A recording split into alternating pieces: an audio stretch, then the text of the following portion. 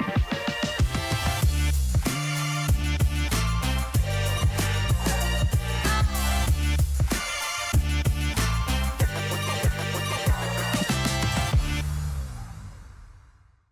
everyone, welcome to Leaders Unplugged. I'm your host Raj.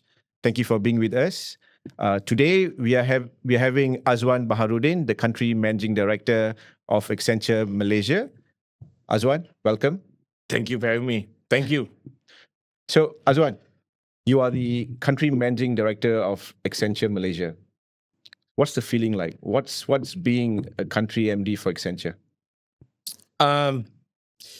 It's difficult, to be honest, but extremely exciting. So if you have plenty of ideas and you don't know where to ply that trade, Accenture seems to be a very good place to do it. Because every time you go to a shop or experience something and you ask yourself, actually, why? You go train station, why like this? You go to airport, why like that? You go your banker, your financial services, hey, why can you just with what I do, I will say, hey, what if we completely change your business, right? Especially today, relevant, right? Because everybody wants to be everything else. It's very strange. Sometimes they don't know what they want to become also. But when you do that, it comes with plenty of opportunities to discuss, right? The limit is only the imagination. So the challenge is trying to get your people, the client, and perhaps the authorities to kind of align so that we can get ahead. So sometimes when you have plentiful of ideas, clients are conservative. So they tak nak, right? Or she was telling me, Azwan, we're not cutting edge kind of company. We are fast followers. But 5 years later, still there lah. And then you go, and then if you try that and both are successful, and then suddenly, regulation tries to keep up. So how do you regulate this? Because it's never been done before. It's like when you're talking to VC, many years ago, I had a conversation with a VC with an idea. I said, Azwan, this has never been done anywhere around the world. So we're not sure how to evaluate. So I don't think we will participate. But you're VC, no? But I can tell you that idea exploded, right? But then how do you drive it? How do you regulate it? How do you know people are interested in it? I think it's a great place for me to apply the trade. So I think, but it comes with tremendous responsibility also. So I think when you try to do new ideas, you'll find a lot of resistance initially. Mm-hmm. And that can be challenging. Mm-hmm. And then when, like Gen AI, for example, when they want to do it, they oversimplify because they know how to use ChatGPT. Kan? So they think that's the extent of ChatGPT. But when you look at AI as a whole, it's like the stuff that you can do is incredible. So a lot of the things that we try to do is educate the client with the art of the possible. So that's a tough part. But coming up with ideas and leveraging technology that we have today can be quite incredible. So I really enjoy it. But when you have to run a multinational P&L, it's a quarter by quarter kind of business, right? And I am fortunate to this coming March 1st, I'll be 8 years at Accenture. I didn't think I would last 2. That's the part where you mentioned it's not easy and stuff. How did you became the country MD of Accenture? So what was your career journey like to be where you are today? So I started coding when I was 10. And when my parents sent me for coding, I think it was just a hobby. Let's taekwondo, same thing, I guess. But I started winning coding competitions and even beat my instructors at 10 years old. So I knew I had something. But the reason why I took up coding was actually because I was playing games, man. I wanted to cheat because I needed more credits, right? So I learned how to hold memory slots, right? To make sure that the credits don't go down. I can spend unlimited money. So it started like that. So it started there. And then, but my degree I took was economics. And after I did my degree and my master's, my MBA, I worked in Bank Bumiputera, London lah. So that was like CIMB lah. Later became CIMB, and it was just like an internship lah. And the interesting thing about that was they were going through a core banking transformation, right? They kind of, the global leadership, came down or came up to London and said, we're going to do this, right? And so happened that the general manager secretary wasn't in that day. I was just intern, right? So the GM came to me, Azwan, can you help me take the minutes of the meeting? Nobody taught me how to write minutes, right? They didn't give me a laptop. I wrote it by hand, okay? Guess how long the meeting lasted? 7 hours. I said, we got meeting last 7 hours, man. My hand was about to break, right? But I listened to everything. He said, she said, he argued, he disagreed, I'm like, who teaches to, it's not a course that you take, no? So my first time. But then what happened at the end of the meeting, given I had written all the notes, I did something a bit crazy for a person who's doing internship. I raised my hand. I said, sorry. Forgive me for being naive, but have you thought about these 5 things? Of course they haven't, because I wrote the minutes, right? Because I thought it was not logical, right? Because, for example, when you think about structured thinking, right? Or critical thinking, what, why, how, when, whom. You don't have one of these, right? The conversation not complete then. It's like, right? It's like, what? And then you don't know who to do. It's not complete. Or when to do it by. Same. So I just asked. And then kind of 2 weeks later, Azwan, can you kind of project manage As an from being an intern. Yes. Yes, it was, because I had an inquisitive mind. They realized I kind of think 360, right? I was, it's a gift and a curse. So when I was 10 and 5, my mom said to me in the car, because I was like hammering her because the road tax about to die. When are you going to renew? So he said, what's wrong with you? And then, but she knows this, right? So I'm like, when something's out of place, but OCD lah. So why is this newspaper here? Who read it? Why didn't you put it back? So I'm a bit like that. And she said, Azwan, can you stop thinking at 100 miles an hour? Actually, that was a great point, because I couldn't. Right? So the brain kind of thinks about everything. So, yang kaki complain kan, why cannot like the what? So it became like that. So it makes me a bit good at my job lah, because I keep on questioning why. So that was how it started. And then because I had experience coding as well, so I learned something new. So I used that. And then after that, there was a Bank of England statutory reporting that had to be done, new software and all that. And I remember, I have a lot of respect for the GM, but he's not an IT guy, right? So because you had this buzzword at the time saying, is this software plug and play? I'm like, but this is with the vendor, with some Mat Saleh, all with Bank of England. I'm like, what are you talking about? So she doesn't work like that. You have to configure. You not click install on the enterprise solution, right? And I knew that. And so I educated that. And then we came to negotiate, etc. So they asked me. So after that, then we implemented the solution. And then the vendor, which is a Swiss company, who was there also with the consultants through implementation, eventually after the project said to me, before that, when the project completed, they asked me, they rewarded me lah. So they said, would you like to be in Treasury? I'm like, wow. Yes, please, because it's like the glamour job, no? So I did go to Treasury, so to speak, but I realized it was very boring lah. Money markets, buy, sell currency, like money changer like that. I thought, okay lah, with big money, and money market deposits, etc., giving deposits, like just similar like going bank, but they wouldn't allow me to do bonds because I was the young guy, etc. It's very risky, etc. And other kind of instruments.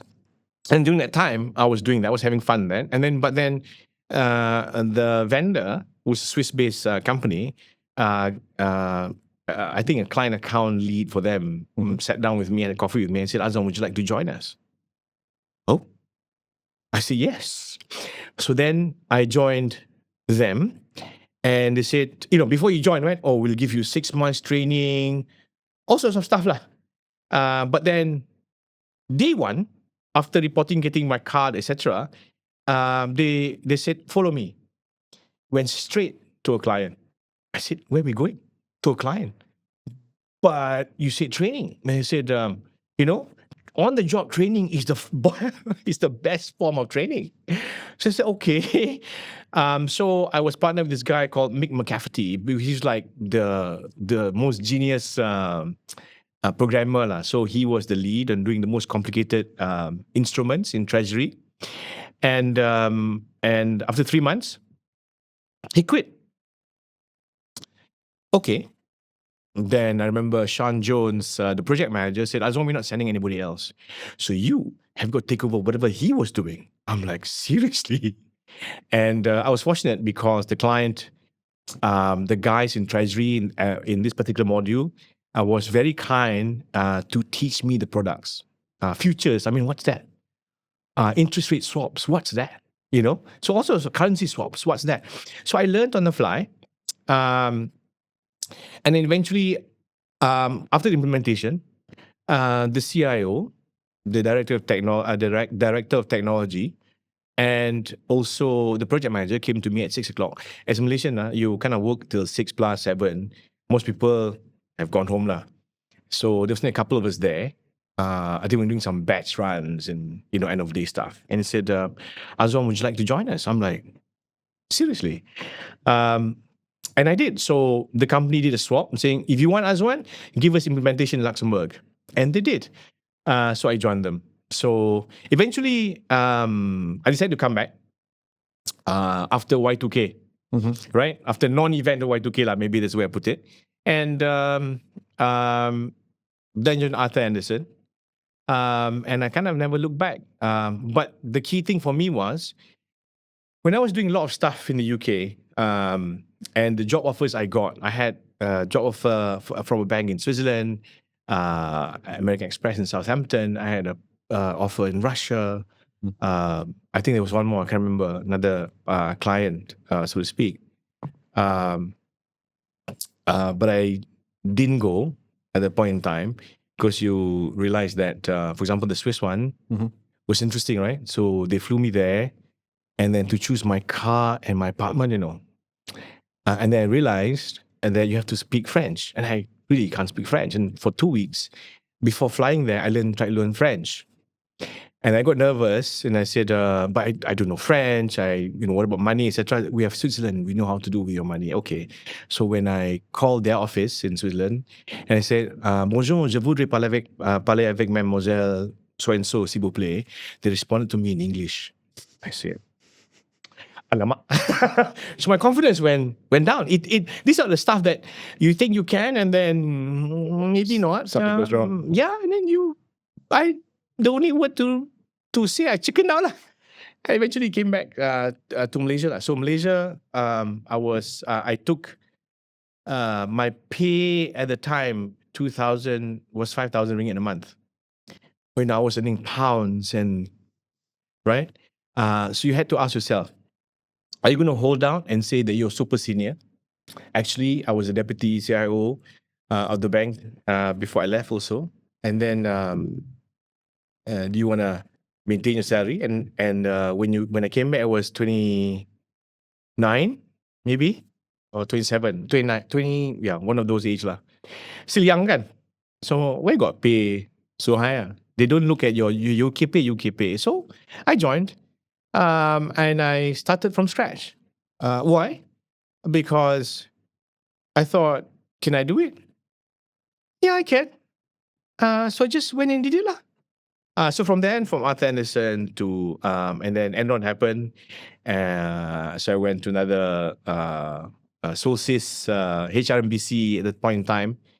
And then eventually went to a company called EDS. And after EDS, I did many large deals at the point in time. That's why I suddenly did sales out of the blue. The reason being was that the clients did not want to speak to the sales guy because I joined as like a solution architect. And then eventually they just want to speak to me because it's direct. And then eventually at EDS, my bosses said, Azwan, would you like to try sales? I mean, what are you talking about? I'm technical, no?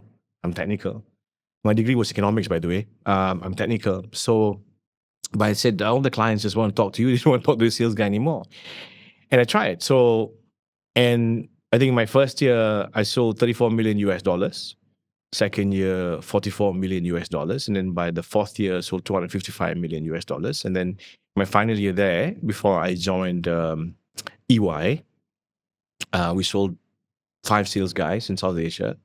We sold 2 billion plus US dollars to 1 billion US dollar deal. One here and one in Singapore. Here it was a multinational, Singapore was government. And then when HP wanted to take over EDS at the time, EY came up with an offer because they were my previous bosses at Arthur Andersen, and I joined them. And then eventually I ran sales for Asia Pacific. I was the highest grossing partner for year 1, year 2 in Asia at the point in time from a sales perspective. And then eventually I got an offer from Accenture to be country MD. So from traveling, right, that can be very, very tiring. I decided to come back and do that. And I've been there since. Did you have any doubt moving to Accenture? Yes. Yes, absolutely. So let me tell you, so there are two things that changed how I made, decision because, I was already a partner in EY, right? So, you're okay, right?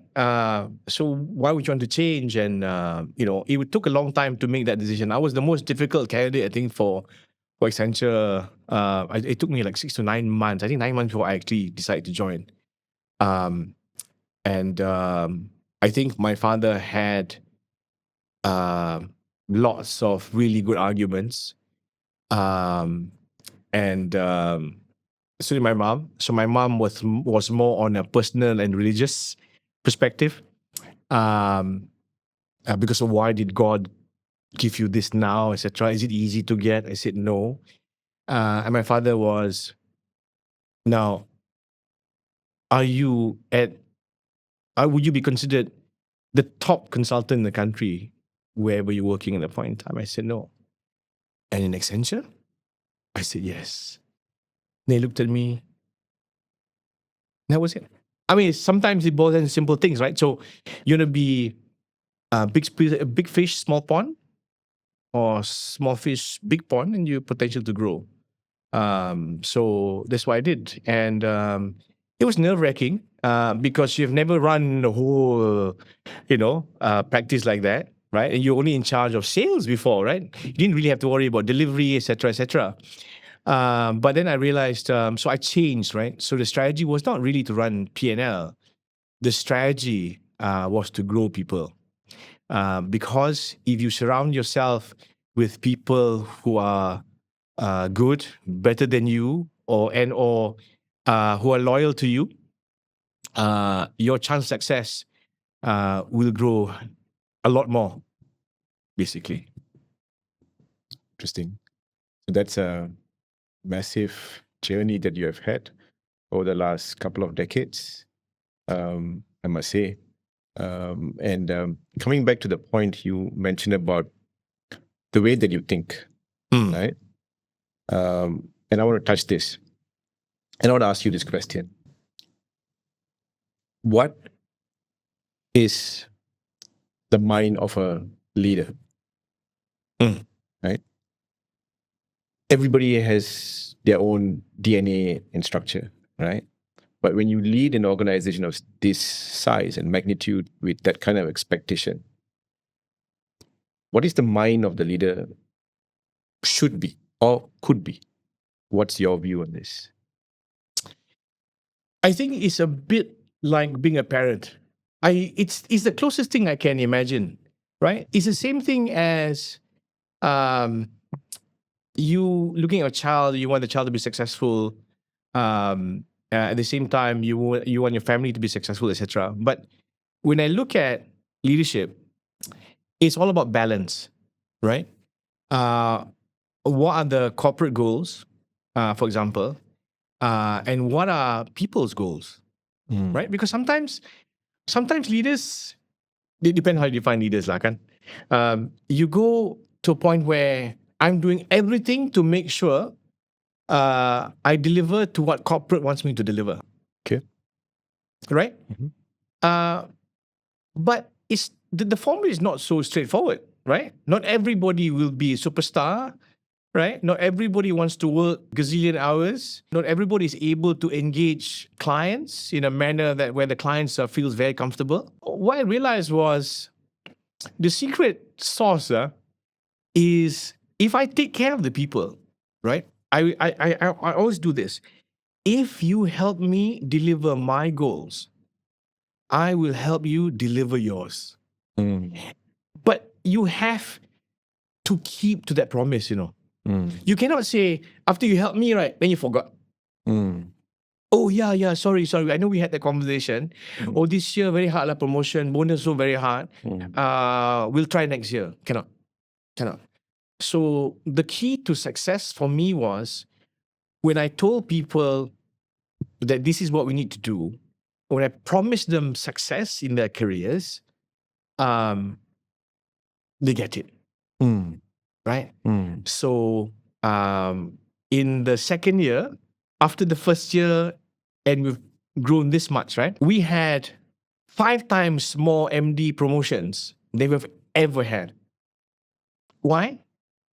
Because they delivered, right? And with the cooperation of the company, of course, the firm, we rewarded. So I think maybe the one thing that a lot of people don't understand sometimes, it's never about me.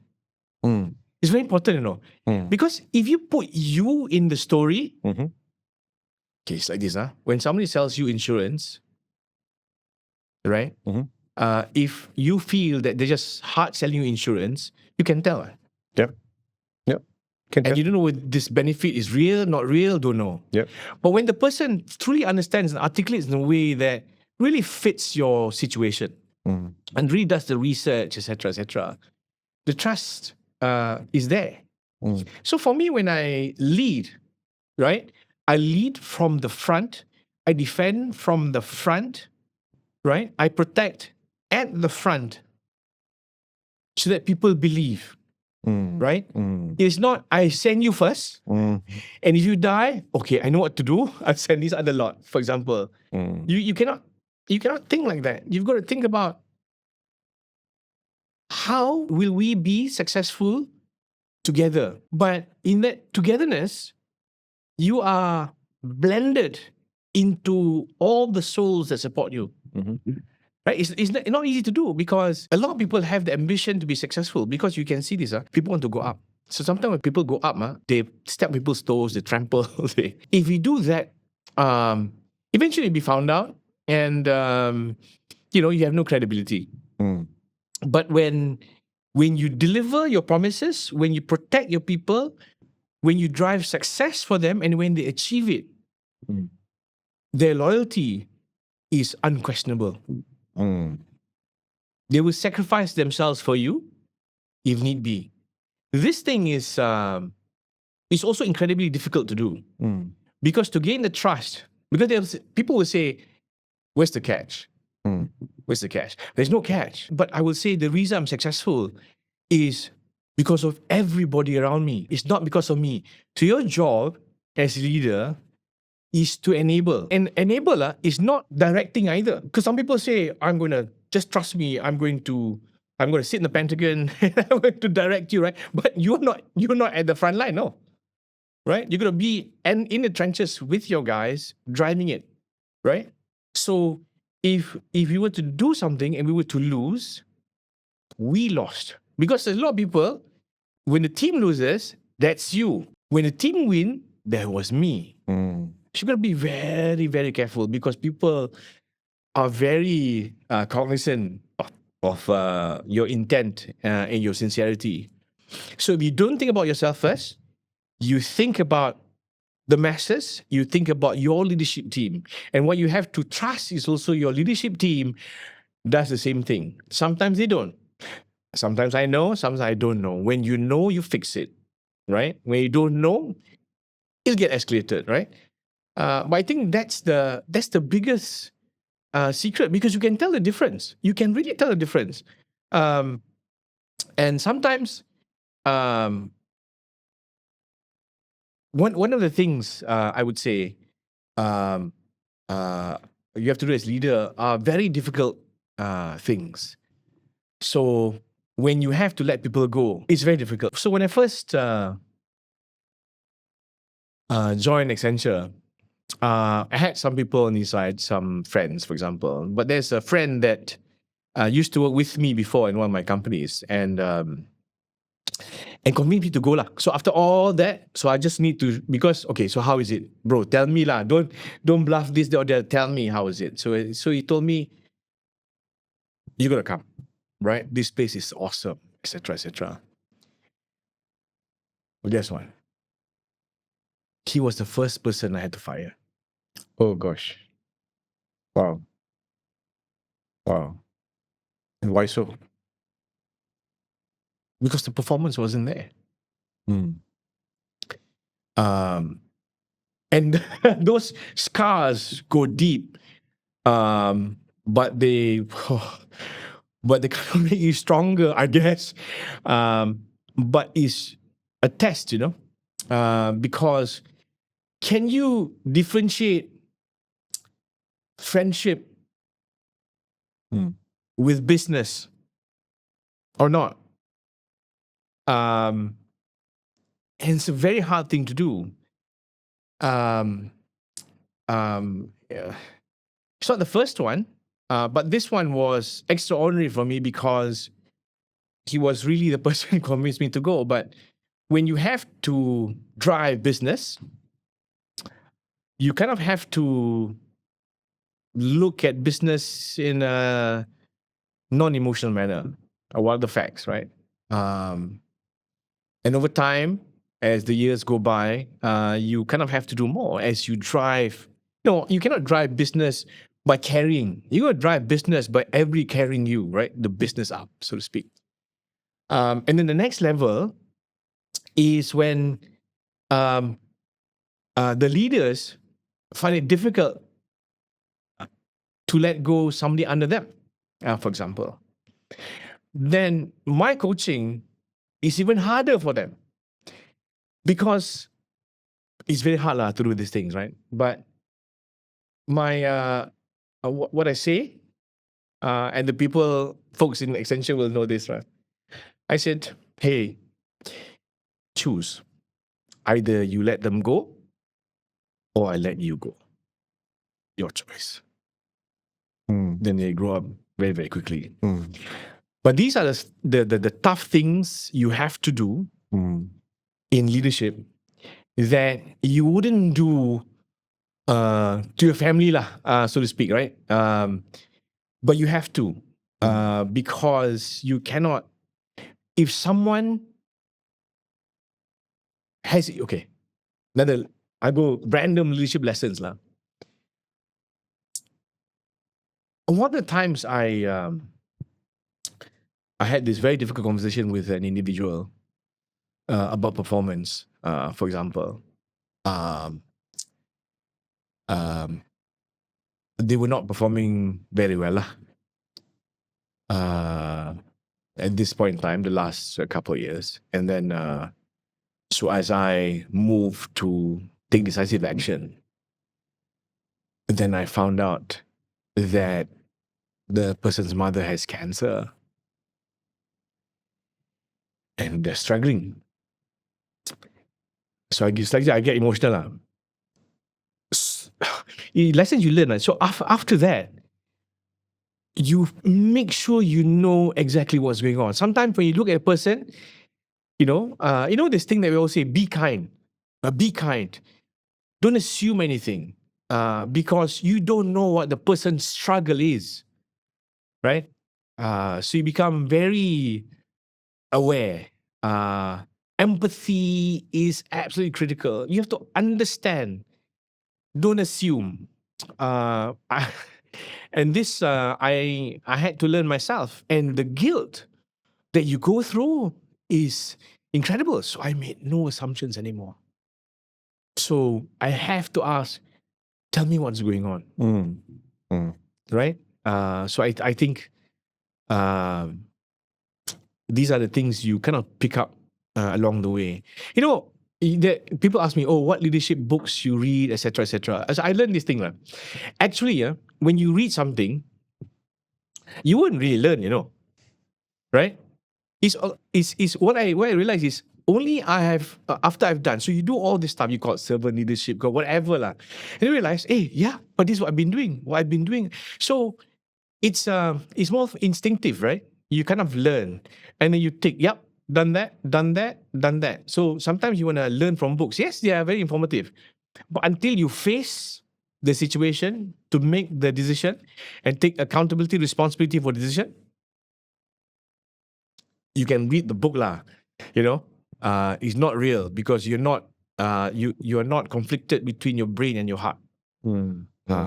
So leadership is extremely challenging. It's something that you have to look 360 and understand what was behind you, what was the lessons learned, what is in front of you, which has a gazillion permutations that you don't know what might and might not happen. You're at a junction where there's no clarity, left or right is the right. You don't know, right? So sometimes people ask me, solve a problem. I look behind myself, that's the wall. And then you don't know what to do. You don't know what to do. And then you make decision based on your best of ability, based on all the information that you have. But you make it. But then you take accountability for that action. And you cannot do like I'm a big golfer. So I say, you cannot say could have, would have, should have, but didn't. No, I did. I made the decision based on what I know. I couldn't predict the future. I don't know those other facts until much later. You make it. But those are, when you go trying to get out of the jungle, sometimes you pick a decision, right? If you pick a direction, you don't know what. How do you get out of the jungle? Don't know. No compass, nothing. You pick direction, you go. You take accountability from going that way. Azwan, you spoke a lot about people, right? And how do you take care of people, and you got to be empathizing what they feel, etc. What about peers? I mean, you are a country head for Malaysia. There's country head for Indonesia, Singapore, and everybody else, right? What's happening at that level? I mean, how do you see that leadership within that group of equal stature, if I can say that way? How does that work? Oh, it's interesting. Because when I look at my peers, you realize everyone has a different strength. You focus less on weakness.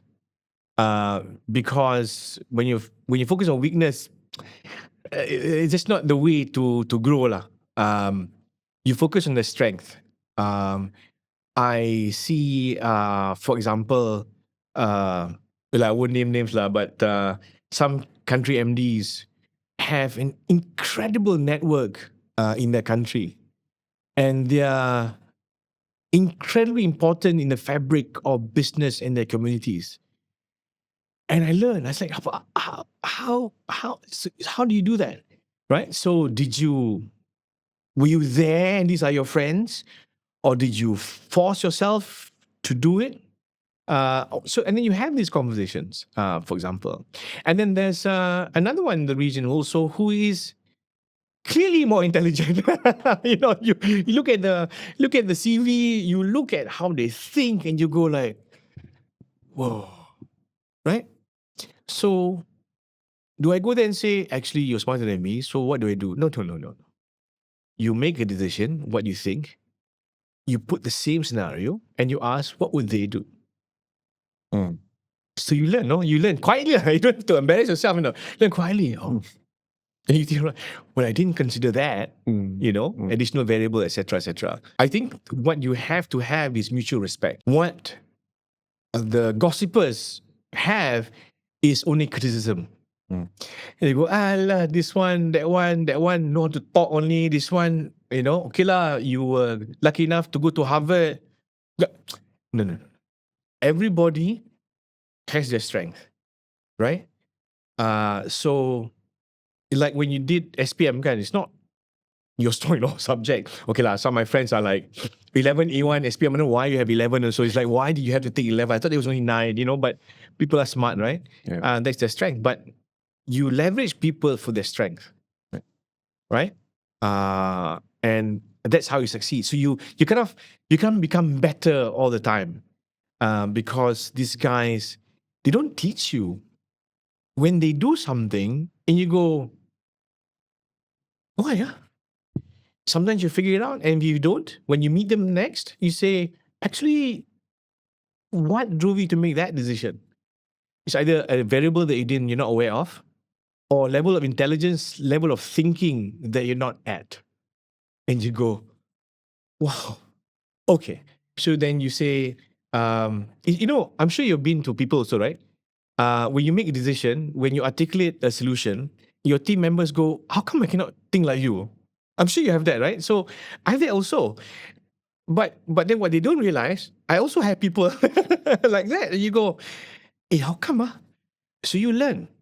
Continuous learning. I think the peers are incredibly important, and the respect is critical, and recognition also you must give. And the respect becomes very mutual. Interesting. So do you think leaders are built or nurtured? Okay, there are two. Okay.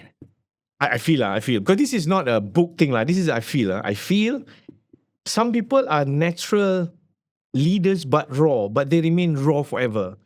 Meaning they are brave enough to make decisions. It's like, guys, come, let's go. From when they're children, right? Until even when they're older. Some folks have that ability to be brave, right? But brave is not enough. You need to be brave, do research, understand the environment, right?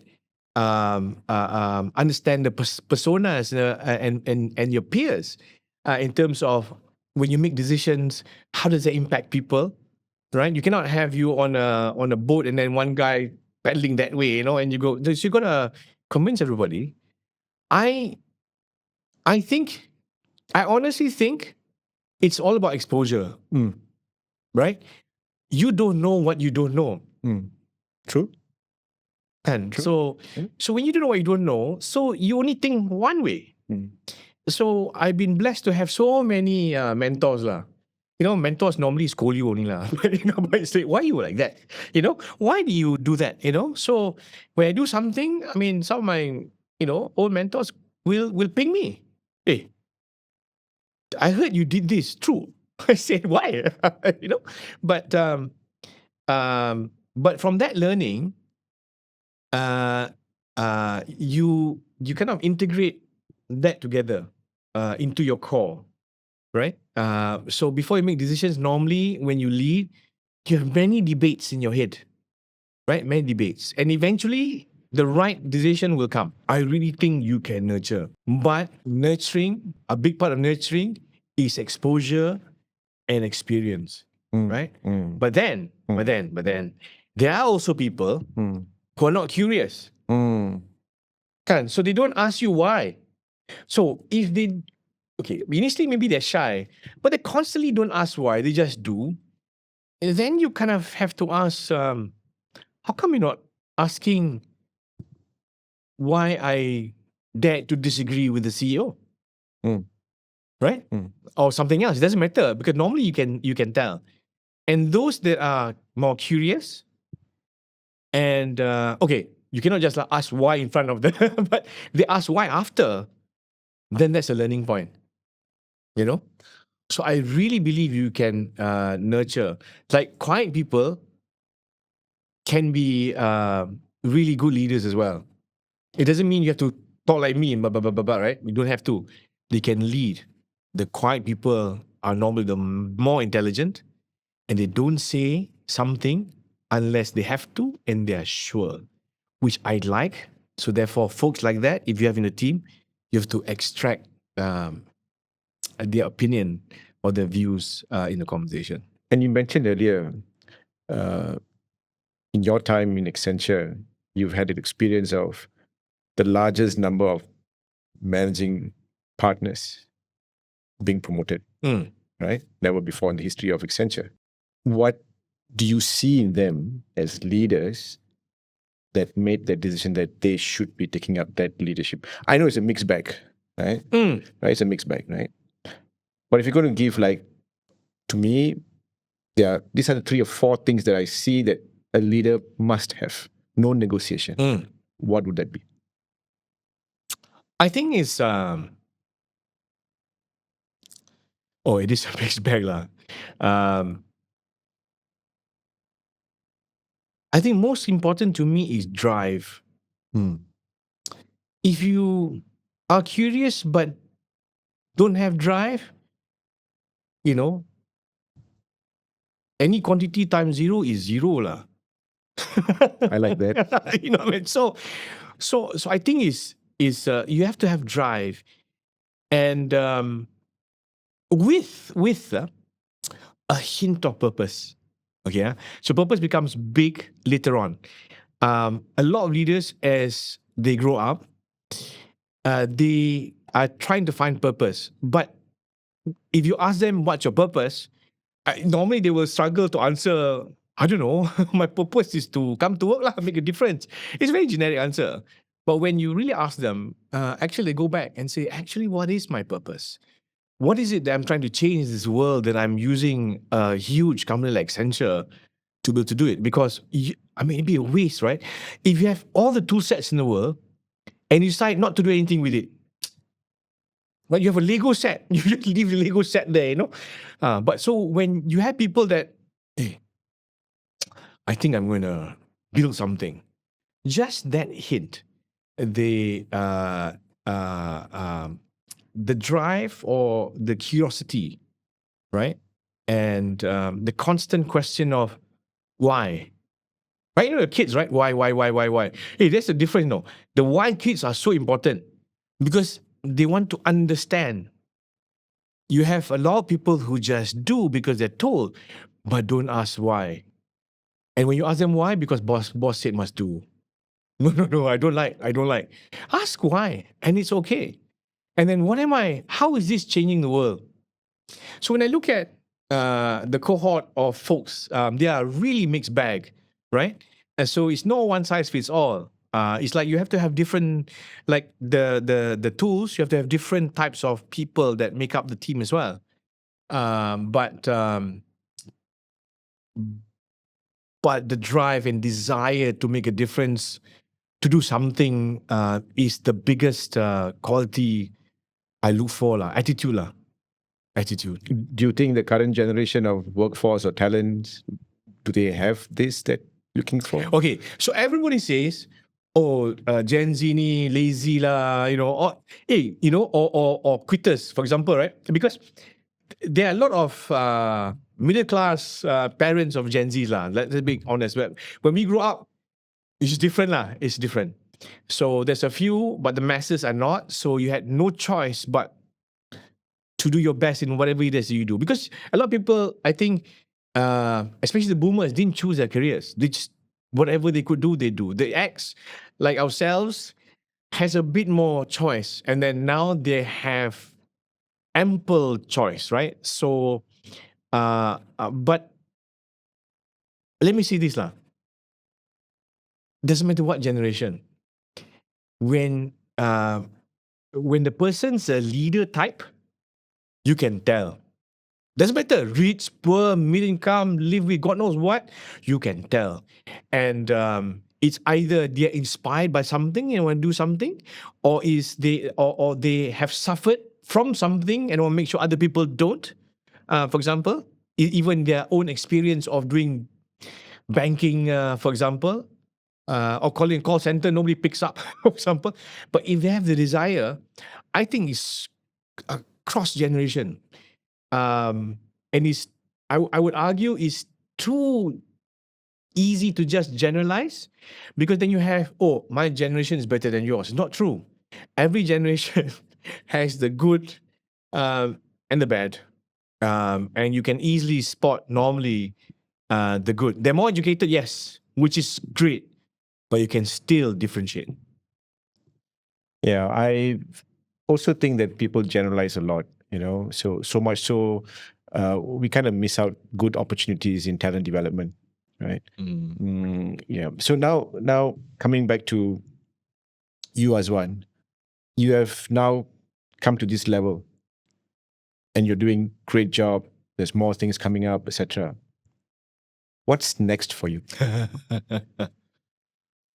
Oh, I think it's I think in the Malaysian context, at least, there's a lot to do, right? You can say, yeah, when in the firm, can I go high and aim for this? Yeah. But the reality of it is, this is my home. This is where I settle. The biggest impact, my purpose, is to advance this country, our people, my kids, my kids, right? Um, and I think whatever it is I do, it cannot be it cannot be a passive role. I cannot sit down and I always do something. I'm fidgeting all the time. There's lots to do. I think for me is eventually lah. So I do want to sit on boards, so that you can give coaching, right? So I do a lot of mentorship and coaching already. And I'm so happy because there's been so much success with the individuals. And you get like, oh my God, it's like your own child. Sometimes my mentee is older than me, but you feel so kind of so proud. So I think as long as whatever I do has an impact to our future, right? And you can actually see it. Sometimes not direct. Sometimes it's going to be multi-generational, but you plant the seeds that make it happen, right? So all they say, right? So the impact that you make sometimes is you plant the seeds today, but you never see the fruits, right? Of what you planted, right? But as long as you plant, you can see the tree growing. I'll be eternally happy, I think. If you have a chance to talk to a leader or leader to be, and this person is important to you, what kind of advice would you give that person? Okay.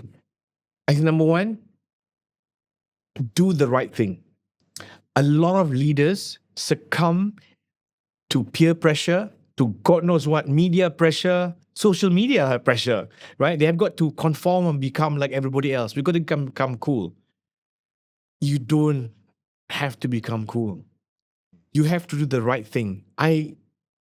You have to have independent thinking. Don't follow the crowd. Never follow the crowd. Because once you're in the crowd, you're one of many, right? But you don't have to unnecessarily go against the crowd also. But you have to have independent thinking. If you're not sure, seek advice, ask.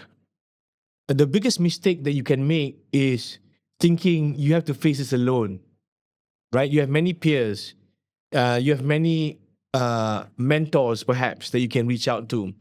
Sometimes you don't want to say exactly what, but you can ask, if this was the situation you're facing, what were the options you would consider? Because sometimes but I would say, make the decision. A lot of folks don't have the guts to make the decisions because it seems that not making a decision and kicking the can down the road is the easy option. It's for the next generation. It's the next leader that do it. I don't want to rock the boat. I cannot stand leaders that say, I'm not going to rock the boat because I'm retiring in 2 years' time. I cannot stand that, because your responsibility is to create the right path. So just do it. I must thank you so much for this session. I really enjoyed this conversation. I would like to thank you once again. I'd like to thank the audience too for being with us. And please do not forget to subscribe to our channel. I'm your host, Raj. Till then, see you soon.